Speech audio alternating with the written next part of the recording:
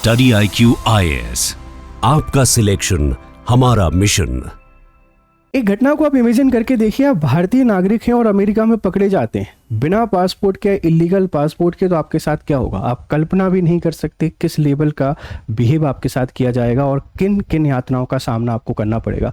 हाल ही में ऐसी घटना एक भारत में हुई। एक अमेरिकी सिटीजन है, अमेरिकी एक्स सर्विसमैन है, भारत में बिना पासपोर्ट के पकड़े गए और उनके पास किसी ऐसे देश का पासपोर्ट देखने को मिला जो हमारा एनिमी कंट्री है। और जब उनसे पूछताछ की जाती है तो ढेर सारे ऐसे जवाब दिए जाते हैं जिनका वास्तविकता से कोई लेना देना नहीं है। तो अब यहाँ से बहुत सारे सवाल निकल के आते हैं। ये एक्स अमेरिकी सर्विसमैन इंडिया में क्या कर रहे थे? क्या भारत में किसी बड़ी घटना को अंजाम देने की तैयारी चल रही थी? क्या भारत में किसी आतंकवादी प्लान को डिप्लॉय करने की कोशिश की जा रही थी? क्या अमेरिका का जो नाम जुड़ा हुआ है आतंकवाद से, हिडन तौर पर ये वही था? क्या अमेरिका भारत के साथ कोई प्रॉक्सी वॉर करने की तैयारी कर रहा था? बहुत सारे अनगिनत सवाल हैं। क्या हुआ है, कैसे हुआ है, चलिए हर एक पहलू को एनालाइज करने की कोशिश करते हैं। IR में आपको काम आएगा, IR के साथ में जो भारत अमेरिकी संबंध है यहाँ पर भी आपको काम आएगा। चलो भाई शुरू करते हैं इस पूरी कहानी को। आप खबर देख लीजिए, हु इज जॉर्डन ब्राउन। ये व्यक्ति हैं, आप इनको जॉर्डन ब्राउन के नाम से जानते हैं। How did x US navy man and up in India without a passport. ये जॉर्डन ब्राउन है, अमेरिकी नागरिक सिर्फ नहीं है, अमेरिकी के एक्स सर्विसमैन हैं। अमेरिका की जो नेवी है उसमें जॉब किया है और काफ़ी लंबे समय तक जॉब किया है। भारत में पकड़े जाते हैं बिना पासपोर्ट के। वो बिना पासपोर्ट के पकड़े जाना, आप एक इलीगल व्यक्ति हैं, एक अवैध तरीके से आए हैं और अवैध तरीके से आना मतलब आपके द्वारा कानूनों का उल्लंघन यहाँ पे किया ही गया है। हम चाहें तो किसी भी तरीके के आरोप इनके ऊपर लगा सकते हैं, किसी भी तरीके के अपराध में इनको अपराधी माना जा सकता है। भारत में होने वाली हर एक आतंकवादी जो घटना है उसका इल्ज़ाम भी इनके साथ लगाया जा सकता है, क्योंकि आपने जो अपराध किया है कोई छोटा अपराध नहीं है। इंडिया और US के बीच के रिश्ते वैसे भी जिस दौर में चल रहे हैं वहाँ कुछ भी हो सकता है। US कुछ भी कर सकता है, इंडिया कुछ भी कर सकता है। और US एक इतना बड़ा डेमोक्रेसी है जो पूरी दुनिया को ज्ञान देता है। वहाँ के एक्स सर्विसमैन भारत में आके किस साजिश को अंजाम दे रहे थे, ये तो पूछताछ के बाद ही पता चलेगा। ये भारत और US के रिश्तों को एक अलग डिमेंशन में लेके भी जा सकता है। तो जॉर्डन ब्राउन केस को बहुत अच्छे से याद रखिएगा, क्योंकि इसके बाद इंडिया और US के रिश्ते शायद वैसे नहीं रहेंगे जैसे थे, या एक नई डायरेक्शन में हमको देखने को मिल सकते हैं। क्या ओपन एक लड़ाई हमको देखने को मिलेगी, क्योंकि US कुछ तो बहुत बड़ा करने की प्लानिंग कर रहा था। शायद भारत में कोई ब्लास्ट प्लान कर रहा था। क्या हम लोग कह सकते हैं कि इसके पहले भारत में जो ब्लास्ट हुए उनमें US का ही हाथ था? क्योंकि US दूध का धुला तो बिल्कुल भी नहीं है। क्या भारत में रहकर US कोई प्रॉक्सी वॉर छिड़वाने की कोशिश कर रहा था, जैसा इन्होंने ईरान में किया है, जैसा ये हर जगह कर रहे हैं? अपने सिटीजन को भेजते हैं, सिटीजन को भेजने के बाद वह जनता में आक्रोश क्रिएट करते हैं, सरकार के खिलाफ प्रदर्शन कराते हैं, तख्ता पलट कराते हैं, अपने पसंद के लोगों को रखते हैं। तो क्या US ऐसा सब कुछ इंडिया में प्लान कर रहा था? क्या US के मंसूबे पर यहाँ पर पानी फैल गया है? ये बहुत बड़ा सवाल है। जब इनको इंटरोगेट किया जाएगा तो बहुत सारे सवाल यहाँ से निकल कर आएंगे, लेकिन कुछ तो गड़बड़ जरूर करने जा रहा था US।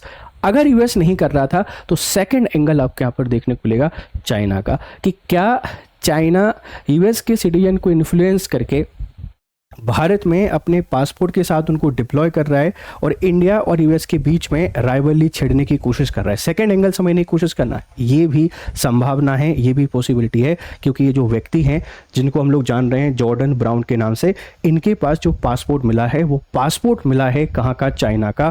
कैश मिला है, 2 फ़ोन मिले हैं और AI से जो ट्रांसलेटर है वो ट्रांसलेटर डिवाइस भी इनके पास मिली है। सबसे इंटरेस्टिंग कहानी इनकी भारत आने की है।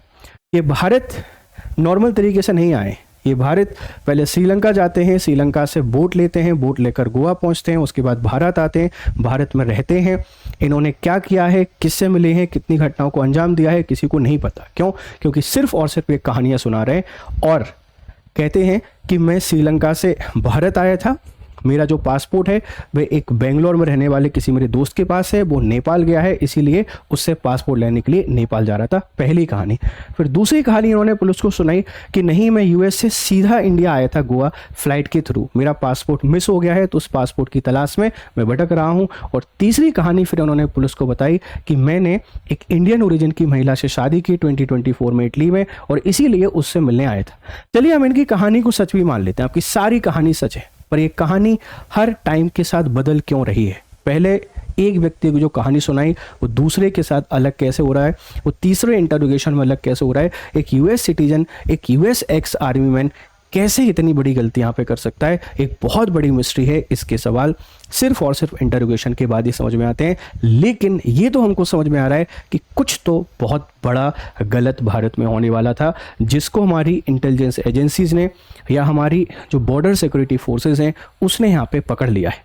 अब चाइना अगर ऐसा करने की कोशिश कर रहा है तो क्या ये एक ही व्यक्ति है? ऐसे और कितने हो सकते हैं? मतलब मुझे लगता है कि इस व्यक्ति को जो हमने यूएस एम्बेसी को इनकी कंप्लेन की है, इनकी इन्फॉर्मेशन दी है, वो शायद नहीं देनी चाहिए थी। पहले इनको पकड़कर इनसे इंटेरोगेट करना चाहिए था। आप क्या करने आए थे? आपने यूएस ने आपको भेजा था या चाइना ने आपको भेजा है? आप भारत में क्या बहुत बड़ा करने जा रहे हैं? क्या किसी प्रॉक्सी वॉर की आप लड़ाई की तैयारी यहाँ पे कर रहे थे? क्या भारत की धरती का मिसयूज करके ईरान में कुछ बड़ा करने जा रहे थे? कुछ तो लिंक यहाँ से हमको पता चलती, लेकिन फ़िलहाल हमारी जो एम्बेसी है उसने यूएस की जो एम्बेसी है इंडिया में उसको इन्फॉर्म कर दिया है कि आपके व्यक्ति हैं, ये इलीगल तरीके से पकड़े गए हैं। अगर आपके सिटीजन हैं तो आप इनके बारे में अपडेट दीजिए, नहीं है तो फिर हम अपने तरीके से इंटरोगेट करेंगे। तो दोस्तों यहाँ से हमको समझ में आता है कि आज के समय पे जो इंटरनेशनल पॉलिटिक्स है या जियो पॉलिटिक्स है, ये कितनी प्रॉक्सी वॉर के आसपास चल रही है। आप सोचिए, अमेरिकी सिटीजन है, पासपोर्ट कहाँ का है? चाइना का, इन्फ्लुएंस चाइनीज है। ये क्या है? ये प्रॉक्सी वॉर है। हम डायरेक्ट नहीं कर रहे हैं, दूसरे के थ्रू दूसरे का नाम लगा के कुछ भी करा रहे हैं और भारत को बदनाम करने की साजिश कर रहे हैं। इनकी बेसिक जानकारी आपको यहाँ पे बता देते हैं, समझिए। जॉर्डन ब्राउन एक गुप्तचर पहेली का विश्लेषण है, अमेरिकी नौसेना का पूर्व सैनिक या अंतर्राष्ट्रीय घुसपैठिया। अगर आप नौसेना की पूर्व सैनिक हैं तो अमेरिका की तरफ से कुछ कर रहे थे या बहुत बड़े स्मगलर हैं? ये भी बड़ा सवाल है। क्या पूरा का पूरा ड्रग का जो नेटवर्क फैला हुआ है उसकी रिस्पॉन्सिबिलिटी भी इनकी है? क्या ये सब भी इन्हीं के द्वारा किया जा रहा है? ये अनगिनत सवाल हैं। इन सवालों के जवाब अगर कोई दे सकता है तो वो सिर्फ और सिर्फ यही व्यक्ति देगा जब इनको इंटरोगेट किया जाएगा तब।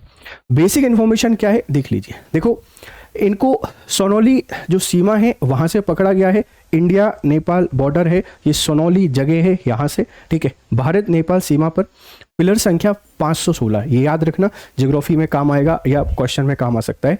परिस्थिति, जॉर्डन ब्राउन ने एसएसबी अधिकारियों को देखकर भागने का प्रयास किया, जिसके बाद उसे धर दबोचा गया। हमारा जो सीमा सुरक्षा बल है, जो नेपाल में सिक्योरिटी मतलब बॉर्डर में इलीगल जो क्रॉसिंग होती है उसको देखने के लिए रहते हैं, चेक करने के लिए रहते हैं, उनको देखकर भागा, इसको पकड़ लिया गया। बिना किसी वैध पासपोर्ट या पहचान पत्र के घुसपैठ की कोशिश कर रहा था। बिना किसी वैध पहचान पत्र के ये भारत में घुसने की, नेपाल बॉर्डर में एंटर होने की कोशिश कर रहे थे। ये बहुत बड़ा अपराध है, इससे बड़ा अपराध हो नहीं सकता जियो पॉलिटिक्स में, ध्यान रखिएगा, क्योंकि किस मकसद से आए थे सिर्फ यही व्यक्ति हमको बता सकता है। अब देखो इनकी प्रोफाइल क्या है।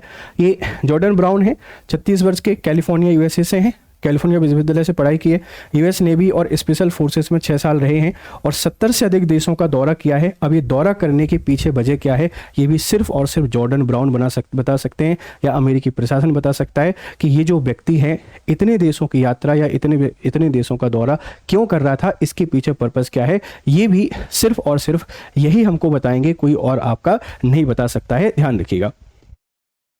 तो ये इनकी पर्सनल इन्फॉर्मेशन है और इतने देशों की यात्रा करना बहुत बड़े सवाल खड़े करता है इस पूरे जियो पॉलिटिक्स में, जिसको हम बाद में ही बेहतर तरीके से समझ पाएंगे, ठीक है। अब देखो, जब्त किया गया इंटेलिजेंस सामान इनके पास क्या क्या मिला है। चीनी पासपोर्ट मिला है जो बहुत बड़े सवाल खड़े करता है। अमेरिकी नागरिक के पास चीनी पासपोर्ट मिलना सबसे बड़ा संदेह है। ये सबसे बड़ा सवाल यही है कि भाई आप अमेरिका के नागरिक हैं, पासपोर्ट चीनी मिला है, अमेरिका से भी हमारे रिश्ते बेहतर नहीं है, चाइना से भी बेहतर नहीं है, आप करना क्या चाह रहे हो? अगर आप सही हो तो लीगल तरीके से क्यों नहीं आए, इलीगल तरीके से क्यों नहीं आए, ये आपके सामने सवाल खड़े करता है। एआई अनुवाद यंत्र, उन्नत संचार तकनीक जो भाषा बाधाओं को दूर करने में सक्षम है। आप किसी भी व्यक्ति से किसी भी तरीके से कम्युनिकेट कर सकते हैं, ऐसा यंत्र है। किसी को हिंदी आती है आप उस हिंदी में बात करिए, इंग्लिश आती है इंग्लिश में बात कीजिए। AI ट्रांसलेटर अपने आप में बहुत कीमती सामान है, ये इनके पास से मिला है। और 31,460 रुपये नकद, 2 स्मार्टफोन और एक विस्तृत डायरी बरामद है। शायद इनके जो काले काम हैं उन काले कामों की पूरी जानकारी इस डायरी से हमको मिल सकती है। ठीक है, तो क्या क्या जब्त किया गया है आप इनको देख लीजिए। बदलते बयानों का जाल, कहानी समुद्री मार्ग। थाईलैंड में पासपोर्ट खो गया, फिर श्रीलंका से समुद्री रास्ते से भारत में प्रवेश किया, नवंबर 2025 से गोवा में रहने का दावा किया। आप सोचिए, एक व्यक्ति नवंबर 2025 से भारत में रह रहा है और अभी जुलाई 2026 में पकड़ा गया है। तो हमारी इंटेलिजेंस एजेंसीज का एक कितना बड़ा फेल्योर ये हो सकता है, हमारे एडमिनिस्ट्रेशन का कितना बड़ा फेल्योर हो सकता है। और जो हम बार बार सवाल खड़े करते हैं कि भारत में ये इतने बड़े ब्लास्ट कैसे हुए, भारत में गोला बारूद ला के किसने दिया, ये ऐसे ही कुछ लोग होते हैं जो इन घटनाओं को अंजाम देते हैं। क्योंकि हम बॉर्डर को पूरे तरीके से चेक नहीं कर सकते, लेकिन इंटेलिजेंस के पास इंफॉर्मेशन होनी चाहिए कि कोई व्यक्ति संदिग्ध तरीके से भारत आया है और भारत में रह के कुछ भी कर सकता है। तो इतने महीने भारत रहा। पहली कहानी उन्होंने हमको सुनाई, कहानी सीधी उड़ान। 2 महीने पहले सीधे अमेरिका से गोवा आने और फिर बस से लखनऊ पहुंचने का विरोधाभासी यहाँ पर बयान दिया और जांच एजेंसियां इन विरोधाभासों को सुलझाने में जुटी हुई हैं। आप पहले कुछ कहानी सुनाते हैं, फिर कुछ कहानी सुनाते हैं, उसके बाद कुछ और कहानी सुनाते हैं। यहाँ दाल में कुछ काला नहीं है, पूरी दाल ही काली है। क्योंकि अमेरिका का इतिहास ऐसी घटनाओं से भरा पड़ा हुआ है कि उन्होंने एक बेहतर तरीके से आगे बढ़ते हुए देशों को हमेशा बर्बाद किया है, या आप ऐसा कह सकते हैं कि दूसरे देशों को बर्बाद करके अपने आप को महान बनाने का एक झूठा सच पूरी दुनिया में अमेरिका ने स्प्रेड किया है। क्या ये व्यक्ति वही कुछ करने की कोशिश कर रहा था? इसीलिए आपसे बार बार बोला जाता है कि देश हमेशा अपना है, इसको अपना समझिए। सरकारों का विरोध करिए, जरूरी है, लेकिन देश का विरोध नहीं करना चाहिए सरकारों का विरोध करने के साथ में। और हम यही गलती करके बैठते हैं और ऐसे लोगों को हम पनाह देते हैं जो देश को बर्बाद करने की साजिश यहाँ पे रच सकते हैं। ठीक है, महत्वपूर्ण आंकड़े और समय रेखा क्या है? 70 से अधिक देशों की यात्रा की है। 2024 सेवा छोड़ने का कथित वर्ष है। 2 पासपोर्ट खोने उपलब्धता के दावे यहाँ पे किए हैं। आप बार बार पासपोर्ट क्यों बदल रहे हो? कैसा क्या कर रहे हो कि 70 देशों की यात्रा कर रहे हो? क्या भारत के खिलाफ कुछ तो बड़ा साजिश करने की कोशिश इनके द्वारा की जा रही थी? ठीक है, अब कानूनी कार्रवाई और धाराएं क्या है? आप्रवास और विदेशी अधिनियम के तहत मामला, धारा 21 अवैध प्रवेश और बिना दस्तावेजों के निवास करने कानूनी अपराध है, आपने इसका उल्लंघन किया है। धारा 23 पासपोर्ट नियमों का उल्लंघन आपने किया है। वर्तमान स्थिति, उत्तर प्रदेश पुलिस की न्यायिक हिरासत में गहन पूछताछ यहाँ पे चल रही है। हालांकि हमने US एम्बेसी को इन्फॉर्म कर दिया है, ये जनरल प्रोसीजर है। जैसे कोई भारतीय व्यक्ति भी बिना पासपोर्ट के US में पकड़ा जाता है, या कोई भारतीय व्यक्ति US गया हुआ है, उसके पासपोर्ट में कोई दिक्कत आ गई है और अगर उसको पुलिस पकड़ भी लेती है तो सबसे पहले एम्बेसी को इन्फॉर्म किया जाता है कि कोई आपका व्यक्ति है, गलती से आ गया है, कोई गलत तरीके से लेके आ गया है, या पासपोर्ट गुम गया है। अगर आपका व्यक्ति है तो जो भी कानूनी प्रोसेस है एक दूसरे के एम्बेसी के बीच की, उसको करके उसको भारत वापस भेज देते हैं पूछताछ करके। क्योंकि सबसे बड़ा खतरा होता है आतंकवादी घटनाओं का, दूसरा बड़ा खतरा होता है प्रॉक्सी वार का, और तीसरा बड़ा खतरा होता है स्मगलिंग का। ऐसा कुछ भी करके देश की इंटरनल सिक्योरिटी को पूरे तरीके से बर्बाद कर सकती है एक छोटी घटना। तो गहन पूछताछ यहाँ पे चल रही है और एम्बेसी को हमने इन्फॉर्म भी कर दिया है। ठीक है, मैथ्यू वैन बनाम जॉन ब्राउन प्रसूमी। मैथ्यू वैन मार्च 26, सुरक्षा विश्लेषक, वॉर कॉरेस्पॉन्डेंट, आरोप म्यांमार में विद्रोही प्रशिक्षण इन्होंने किया, जब्ती ड्रोन वॉरफेयर तकनीक और जेल तिहाड़ जेल में। ये अमेरिकी नागरिक की पहली घटना नहीं है, इससे पहले हो चुकी है मार्च 26 को। ठीक है, जॉर्डन ब्राउन जुलाई 26, पूर्व नेवी स्पेशल फोर्सेस है, अवैध सीमा पार घुसपैठ, चीनी पासपोर्ट और महाराजगंज प्रारंभिक हिरासत में यहाँ पे रखा गया है। एक व्यक्ति पूरे म्यांमार में जो तबाही मच रही है, जो इंसर्जेंसी है, उसके पीछे सीधा अमेरिका का हाथ है। ये बताता है क्या भारत में भी कुछ ऐसा करने जा रहा था? अगर ऐसा कुछ करने जा रहा था तो भारत के बदलते परिदृश्य की कहानी आपके यहाँ पे समझ में आती है कि हमारी जो सीमा सुरक्षा बल है उसने इनको पकड़ा और जो घटना को अंजाम देने जा रहे थे उस घटना को होने से रोका, और भारत की आंतरिक सुरक्षा में एक बहुत बड़ा कदम है। खुफिया और सुरक्षा जोखिम क्या हो सकते हैं? देखो, सबसे पहली चिंता है विदेशी लिंक। चीनी पासपोर्ट का सैन्य पृष्ठभूमि वाले अमेरिका के पास होना डबल एजेंट की संभावना को इशारा करता है कि चाइना और अमेरिका दोनों मिलकर तो गेम नहीं खेल रहे भारत के साथ। घुसपैठ मार्ग, समुद्री और सड़क मार्ग का उपयोग भारत की छिद्रपूर्ण सीमाओं की कमजोरी को दर्शाता है कि हमारे जो बॉर्डर हैं जो बहुत लंबे लंबे हैं और जहाँ पर सिक्योरिटी की व्यवस्था नहीं है, हमको ये समय आ गया है कि भारत का पूरा लैंड बॉर्डर और पूरा मरीन बॉर्डर को हाईटेक तरीके से सिक्योर करना पड़ेगा। आप कोई भी जगह नहीं छोड़ सकते। जो हमारे कोस्टल स्टेट हैं उनकी रिस्पॉन्सिबिलिटी होनी चाहिए, पहली प्रायोरिटी होनी चाहिए अपने बॉर्डर की पूरी तरीके से फेंसिंग करना। हालांकि टफ काम है, मुश्किल काम है, पर देश की सुरक्षा, एकता और अखंडता से बड़ा कुछ भी नहीं है। ये काम हमको करना पड़ेगा, नहीं तो एक बहुत बड़ा खतरा आगे आपको देखने को मिल सकता है। ठीक है, सीमा सुरक्षा उल्लंघन का बढ़ता ग्राफ है। भारत नेपाल सीमा पर विदेशी नागरिक गिरफ्तारी बहुत ज़्यादा हो गई है। 2023 में पिछले 3 वर्षों में विदेशी घुसपैठियों के मामले 40% की वृद्धि है। भारत नेपाल, भारत भूटान ओपन बॉर्डर है, यहाँ से कोई भी आ जाता है, क्योंकि सुरक्षा बल पूरे समय अलर्ट नहीं रह सकते हैं। और दिन में हज़ारों लोग जब एक जगह से दूसरी जगह जाते हैं तो यहाँ से आना जाना आसान हो जाता है। अब समय आ गया है कि भारत नेपाल और भारत जो बॉर्डर है, यहाँ हमको डिजिटल एक वो बनाने चाहिए, फेंसिंग बनानी चाहिए, और हमको डिजिटल बैरियर बनाने चाहिए कि कोई तभी क्रॉस करेगा, जैसे टोल टैक्स होता है उसी तरीके से आईडी के थ्रू ही आप क्रॉस कर सकते हैं, ऐसे नहीं जा सकते। तो ये समय भी आ गया है, यहाँ पर भी हमको सख्ती लेकर आनी पड़ेगी। अगले चरण और जांच का मार्ग क्या है? सत्यापन, अमेरिकी दूतावास और यूएस नेशनल से सैंड रिकॉर्ड मिलान किया गया है।